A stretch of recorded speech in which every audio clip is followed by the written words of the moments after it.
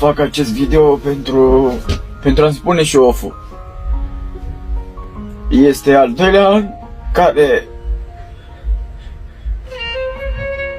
care voi face sărbătorile singur urât.